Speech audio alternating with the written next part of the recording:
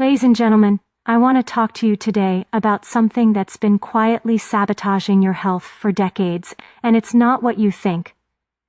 We live in a world that has essentially hacked our biology. Every time you reach for that bagel, that glass of orange juice, that heart-healthy bowl of cereal you've been told to eat for breakfast, you're triggering a cascade of insulin that's locking fat inside your cells like a prison. And here's the cruel irony. The more insulin you produce, the hungrier you become. You're not lacking willpower. You're caught in a biochemical trap. I've spent my career studying addiction, and I can tell you with absolute certainty that our relationship with carbohydrates, particularly refined carbohydrates, mirrors every addiction pattern I've ever seen. The spike, the crash, the craving, the cycle that repeats itself 3, 4, 5 times a day. You think you're making choices, but your insulin is making them for you. Now here's what nobody's telling you, and this is the trick that changes everything. The longest gap between your meals is your most powerful metabolic tool. When you stop eating, truly stop eating for an extended period, insulin drops. And when insulin drops, your body finally gets the signal it's been waiting for. Unlock the fat, burn it, use it for energy. For most of your life you've been told to eat breakfast like a king, never skip meals, keep your metabolism stoked. This advice has made us sicker and heavier than any generation in human history. The truth is far simpler and far more profound. Your body is designed to go without food. Our ancestors didn't have refrigerators or pantries stocked with snacks. They had feast and famine, and their bodies were exquisitely adapted to both. What I'm asking you to consider is this. What if the secret to weight loss isn't adding something, but removing something? Not another supplement, not another diet plan, not another exercise regimen you'll abandon in 3 weeks. What if it's simply giving your body the time and space to do what it already knows how to do? When you extend the time between dinner and your first meal the next day, something remarkable happens. Insulin stays low. Growth hormone increases. Your body switches from sugar-burning mode to fat-burning mode. This isn't starvation. This isn't deprivation. This is biology working exactly as it's meant to work. I know what you're thinking. I'll be starving. I'll be miserable. I need my breakfast. But here's what I've observed in countless patients. The hunger you feel in the morning isn't real hunger. It's habit. It's conditioning. It's your insulin speaking. Give it 2 weeks, maybe 3, and that morning hunger disappears. Your energy stabilizes. Your mind clears. The afternoon crashes vanish. This is not about suffering. This is about breaking free from a cycle that's been controlling you. Every time you delay that first meal, you're retraining your metabolism. You're teaching your body that it doesn't need constant fuel, that it has everything it needs already stored and ready to use. And let me be clear about something else. This isn't just about vanity or fitting into clothes from 20 years ago. High insulin is killing us. It's driving heart disease, diabetes, dementia, cancer. When we keep insulin chronically elevated through constant eating and carbohydrate-heavy diets, we're essentially bathing our cells in a growth signal that promotes inflammation and disease. The pharmaceutical industry wants to sell you medications. The food industry wants to sell you 6 small meals a day. But your body is screaming for something different. It's begging for a break, for rest, for the chance to heal and repair itself the way it's been doing for millennia. So here's my challenge to you. Stop eating after dinner. Really stop. No snacks, no desserts, no just a little something before bed. Then tomorrow morning, wait. Have water, have black coffee or tea if you must, but wait. Push that first meal to noon, or even later if you can. Just once. See how you feel. You might be surprised to discover that the discomfort you feared never comes. That your body rises to meet this challenge with energy you haven't felt in years. That the weight you've been carrying, both physical and emotional, begins to lift. This is the insulin trick. Less of it, less often.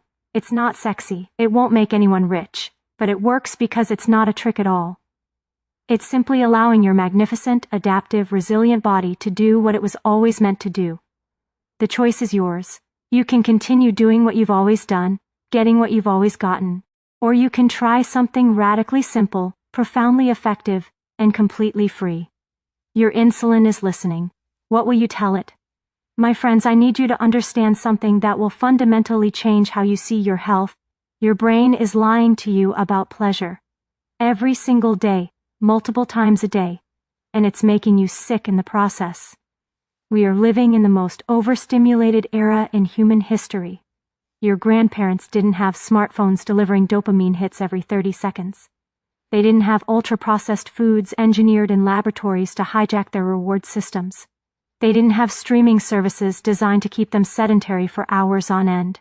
And guess what? They didn't have the epidemics of obesity, diabetes, anxiety, and depression that we're drowning in today. Here's the neuroscience. Every time you seek pleasure, your brain releases dopamine. That's normal. That's healthy.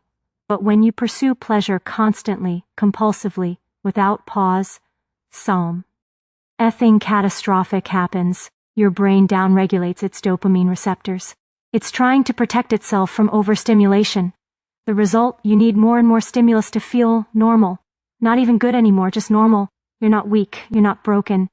You're responding exactly as any human being would to an environment that's pharmacologically engineered to addict you. Snack aisle is a drug dealer. Social media is a slot machine. Your couch and television are a 24-hour casino, and you're losing. But here's what nobody tells you about dopamine. It works both ways. Just as too much pleasure leads to pain, a little bit of pain leads to lasting pleasure. When you do something uncomfortable, something challenging, something that requires effort, your brain releases dopamine on the other side. And this dopamine? It's clean. It's sustainable. It builds receptors instead of destroying them. I'm talking about cold showers. I'm talking about exercise that makes you sweat and grunt and question your choices. I'm talking about fasting when you're hungry. I'm talking about sitting in boredom instead of reaching for your phone. These tiny moments of discomfort are medicine for a brain that's been overstimulated into numbness. The paradox of our age is this. We pursue comfort relentlessly and end up miserable. Our ancestors embraced discomfort regularly and found contentment. They didn't have a choice. We do. And we're choosing wrong. So here's my prescription, and it's free. It requires no insurance approval, and it works. Embrace the void. Find one small way every day to do something uncomfortable. Not dangerous, not harmful, just uncomfortable. Let yourself be bored. Let yourself be hungry. Let yourself be cold. Your brain will resist. It will scream. It will tell you lies about why you deserve that cookie, that scroll, that extra hour of television. But on the other side of that discomfort is the life you've been searching for in all the wrong places. Clarity, energy, genuine satisfaction, the ability to feel pleasure again from simple things, a conversation, a walk, a meal you actually taste instead of inhaling. You have more power than you think, but you have to be willing to feel uncomfortable to access it. The question is, are you? I want to tell you about the most dangerous drug in the world. It's legal, it's everywhere, it's killing more people than heroin and cocaine combined, and it's probably sitting in your kitchen right now. I'm talking about sugar. Now, before you roll your eyes and think this is another lecture about eating vegetables, hear me out, because what I'm about to tell you isn't about willpower or discipline or any of that moralistic nonsense we've been fed for decades. This is about biochemistry. This is about understanding that when you eat sugar, you're not just consuming calories. You're consuming a substance that fundamentally alters your brain chemistry in ways that are virtually identical to cocaine. The research is undeniable. Sugar activates the same reward pathways, releases the same neurotransmitters, and creates the same patterns of tolerance and withdrawal as any drug I've studied in my 30 years as an addiction medicine specialist. The only difference? Nobody goes to jail for selling it to children. In fact, we give it to them in school lunches and call it nutrition. Here's what's happening in your body right now. If you're eating the standard Western diet, you consume sugar or refined carbohydrates. Your blood sugar spikes. Your pancreas releases insulin to bring it back down. But it overshoots. Your blood sugar crashes. You feel tired, irritable, anxious. And what do you reach for? More sugar, more carbs. The cycle repeats, all day, every day for decades. You're not eating back. Oz, you're hungry. You're eating because you're in withdrawal. And the food industry knows this. They've known it for 50 years. they've engineered foods with the precise combination of sugar, salt, and fat that maximizes what they call bliss point. The point at which you can't stop eating. The point at which one cookie becomes the whole package. They've weaponized food against you, and then they blame you for lacking willpower when their product does exactly what it was designed to do. But here's the part that should make you angry.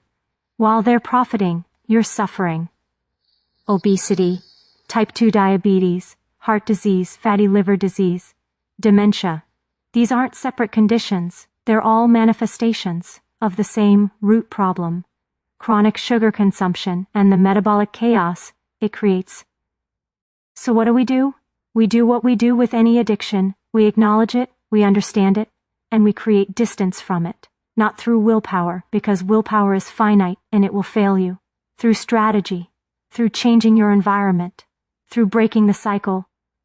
First, you have to go through withdrawal. And yes, it's real. Headaches, irritability, cravings, fatigue. Give it 3 days to a week. Your body will adjust. Your insulin will stabilize. The cravings will diminish.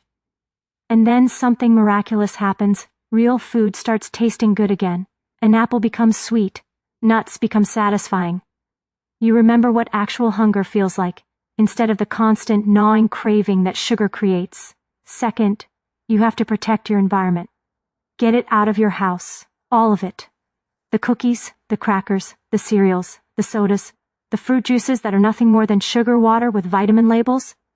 If it comes in a package with more than 5 ingredients, be suspicious. If sugar is in the first 3 ingredients, it's not food. It's a drug delivery cyst. Third, you have to find substitutes for the emotional needs that sugar was meeting. Because let's be honest, you're not eating ice cream because you're physically hungry. You're eating it because you're stressed, lonely, bored, or exhausted. Sugar has become your therapist, your friend, your reward system. You need real solutions for those real problems. This isn't about being perfect. This isn't about never having dessert again. This is about understanding that the substance you've been told is harmless is actually driving the chronic disease epidemic that's bankrupting our healthcare system and stealing years from your life. You deserve better. Your children deserve better. And the first step is seeing sugar for what it really is. A drug that's been normalized, marketed, and sold to you as food. The truth will set you free, but first it will make you angry. Good. Use that anger. Take your health back.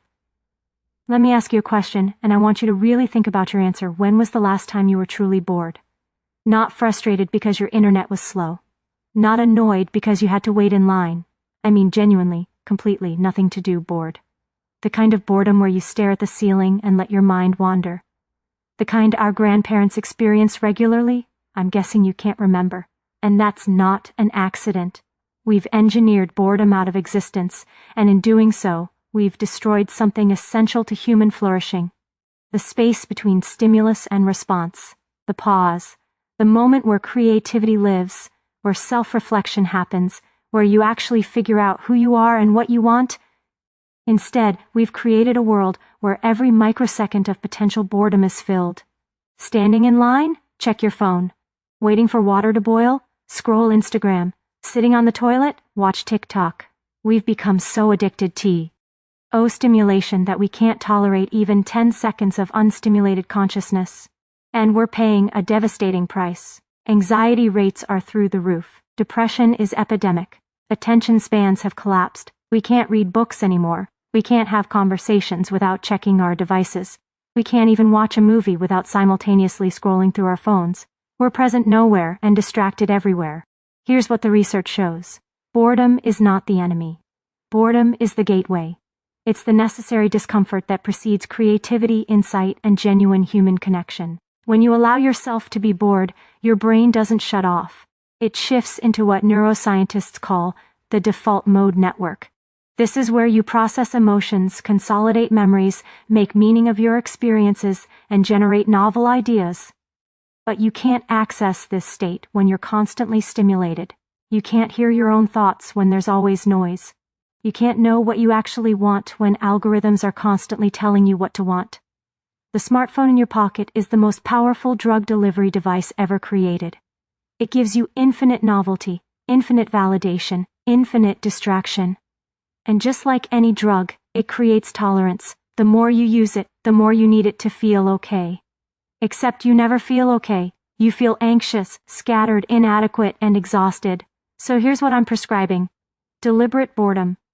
Schedule it like a medication because it is medicine. Start with 10 minutes a day. No phone, no book, no podcast, no music, just you and your thoughts. Sit, stare. Let your mind wander. It will be uncomfortable. Your brain will scream for stimulation. Let it scream. After 10 minutes, notice what happens. Maybe an idea surfaces. Maybe a feeling you've been avoiding finally gets processed. Maybe you just feel calmer, more centered, more like yourself. That's not wasting time. That's reclaiming your humanity. We've been sold the lie that productivity means constant activity, that success means being busy, that a full calendar equals a full life. It's backwards. The most productive, creative, satisfied people I know have mastered something the rest of us have forgotten, the art of doing nothing. Your attention is the most valuable resource you have. It's more valuable than your money, your time, even your health. Because without attention, you can't enjoy any of those things. And right now, you're giving it away for free to companies that are selling it to advertisers while simultaneously making you anxious and depressed. Take it back. Embrace boredom. Protect silence. Reclaim the space between moments. Your brain, your relationships, and your sense of self will thank you. The uncomfortable truth is this: if you can't be alone with yourself, you're never truly alone with anyone else either. Learn to tolerate your own company. It's the foundation of everything else. I'm going to tell you something that might sound radical, but I promise you it's backed by decades of clinical experience and neuroscience research. The way you're exercising is wrong. Not a little wrong. Fundamentally, completely wrong. We've been sold a lie about fitness. We've been told that exercise should be comfortable, convenient. Something you do while watching television or listening to podcasts. 30 minutes of moderate activity, they say. Keep your heart rate in the fat-burning zone. Make it sustainable, enjoyable, easy to maintain. Nonsense. Complete nonsense. Your body is designed for intensity, for brief, explosive efforts followed by rest, for climbing trees to escape predators, for sprinting to catch prey, for lifting heavy things and carrying them. Our ancestors didn't do moderate, sustained cardio. For an hour. They did absolutely nothing most of the time. And then they did something incredibly intense for a very short time. And here's what happens when you train this way. You get a massive dopamine release. Not during the exercise. That part is miserable, as it should be. But afterward. Your brain rewards you for doing hard things. It makes you feel accomplished, capable, strong. This is earned pleasure. This is the dopamine that builds you up instead of breaking you down. Compare that to the pleasure you get from scrolling social media or eating cookies. That pleasure is cheap. It costs you nothing, which means it's worth nothing. Your brain knows the difference, even if you don't consciously recognize it. Cheap pleasure leaves you empty. Earned pleasure leaves you fulfilled. I'm talking about lifting weights heavy enough that the last rep is genuinely difficult. I'm talking about sprinting until your lungs burn. I'm talking about pushing your body to its limits and discovering that those limits are much further than you thought. Not for an hour. For 10 minutes. 15 at most. And then you're done. This isn't about aesthetics, though that will come. This isn't about vanity, though you'll look better. This is about proving to yourself that you can do hard things, that you're not weak, that you're not a victim of your circumstances or your age or your genetics, that you have agency and power and capability. Every single patient I've worked with who's overcome addiction, depression, or chronic anxiety has one thing in common. They found a way to embrace physical discomfort regularly. They lifted weights, they ran hills.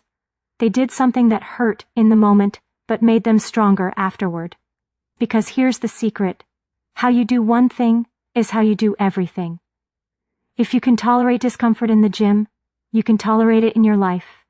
If you can push it rough when your body is screaming to quit, you can push through when your cravings are screaming for sugar or alcohol or whatever substance you're using to avoid feeling. Physical strength builds mental strength. It's not a metaphor, it's literal. The same neural pathways that allow you to finish that last rep are the pathways that allow you to resist temptation, tolerate boredom, and persist through difficulty. And for those of you thinking you're too old, too out of shape, too injured to do this. I'm calling nonsense on that too. You can lift something. You can push yourself harder than you are right now. You might need to modify, adjust, start lighter than someone half your age. So what? Start where you are. But start with intensity. Start with purpose. Start with the goal of discovering what you're capable of. The moderate, comfortable exercise you've been doing isn't making you stronger. It's maintaining your weakness. It's allowing you to stay in your comfort zone while pretending you're improving. Real change requires real discomfort. So here's my challenge. Once this week, do something physically difficult. Something that scares you a little. Something that makes you breathe hard and question why you started. And when you finish, notice how you feel. Notice the pride, the accomplishment, the sense that you're more capable than you thought. That feeling, that's medicine. That's the antidote to the helplessness and passivity that modern life encourages. That's you remembering that you're strong, you're resilient, and you're in control. Your body wants to be challenged. It's begging for it. Stop being so nice to it. Make it work. Make it struggle. Make it prove what it can do. You'll be amazed at what happens next. Here's something nobody wants to hear, but everyone needs to understand. Your smartphone is destroying your ability to love and be loved. I don't mean that metaphorically or hyperbolically. I mean it literally, clinically, measurably. The device in your pocket is interfering with the fundamental neural circuits that allow you to form and maintain intimate human relationships. Let me explain how. Human connection requires presence. Not physical proximity, but actual psychological presence. When you're with someone truly with them, your nervous systems synchronize. Your heart rates align. Your breathing patterns match. Mirror neurons fire, creating empathy and understanding. This is how bonding happens. This is how love deepens. This is how you build the relationships that make life worth living. But none of this can happen when your attention is divided. And right now, your attention is always divided. You're at dinner with your partner, but you're checking work emails. You're playing with your grandchildren, but you're documenting it for Instagram instead of experiencing it. You're having a conversation with your friend, but your phone buzzes and your eyes flick down, breaking the connection. Each time you do this, you're communicating something devastating. You are not as important as whatever might be on this screen. And the other person feels it, maybe not consciously, but they feel it. The relationship weakens. Trust erodes. Intimacy becomes impossible. And here's the cruelest part. You're doing the same thing to yourself. Every time you reach for your phone to avoid discomfort, loneliness, or boredom, you're teaching your brain that you can't handle those feelings. You're outsourcing your emotional regulation to a device. You're making yourself weaker, more fragile, more dependent. The research on this is devastating. Couples who use phones during meals report lower relationship satisfaction. Parents who are distracted by devices have children with more behavioral problems. People who check their phones first thing in the morning have higher rates of anxiety and depression. We know this. We have the data. And yet we keep doing it. Why? Because we're addicted. Not in a cute, exaggerated way. Actually clinically addicted. The intermittent variable rewards of social media, the likes, the messages, the notifications, create the same dopamine patterns as gambling. You can't predict when the reward is coming, so you keep checking, over and over, hundreds of times a day. And while you're checking, real life is passing you by. Real conversations are happening that you're half present for. Real moments with real people are being traded for virtual interactions with acquaintances you don't even like. You're choosing the simulation over reality. And reality is becoming harder and harder to tolerate because it can't compete with the supernormal stimuli your device provides. So what's the solution? It's not complicated, but it's difficult. You have to create barriers between yourself and your phone. Not occasionally, systematically, permanently. No phones in the bedroom. Period. Get an alarm clock. Charge your phone in another room. The first hour of your day and the last hour before sleep should be phone-free. This alone will change your life. No phones during meals, with anyone, ever. If you're eating with another person, that person deserves your full attention. And if you're eating alone, you deserve the experience of being present with your food and your thoughts. No phones during conversations. Put it away. Turn it over. Better yet, leave it in another room. When someone is speaking to you, look at them. Actually listen. Don't wait for your turn to talk. Don't think about what you're going to say next. Just be there. And here's the hardest one. 1 day a week, turn it off completely. 24 hours without your phone. I promise you won't die. Your job will survive. The world will keep spinning. And you will remember what it feels like to be fully alive, fully present, fully human. The people who love you don't need a better version of you on social media. They need the actual you, present and engaged and willing to connect. And you need them the same way, not their curated highlights. Them. Real, flawed, present, human them. This is not about demonizing technology. This is about recognizing that we've allowed a tool to become a tyrant. We've given it power over our attention, our relationships, our very capacity for joy and connection, and we can take that power back. But only if we're willing to tolerate the discomfort of being disconnected from our devices and reconnected to our humanity. Only if we're willing to choose the hard, slow, imperfect work of real relationships over the easy, instant, shallow gratification of digital ones. Your relationships are dying. Not because you don't care, but because you're not there. Come back. Put the phone down. Look up. The people you love are right in front of you. Can you see them? Claude is AI and can make mistakes. Please double-check responses.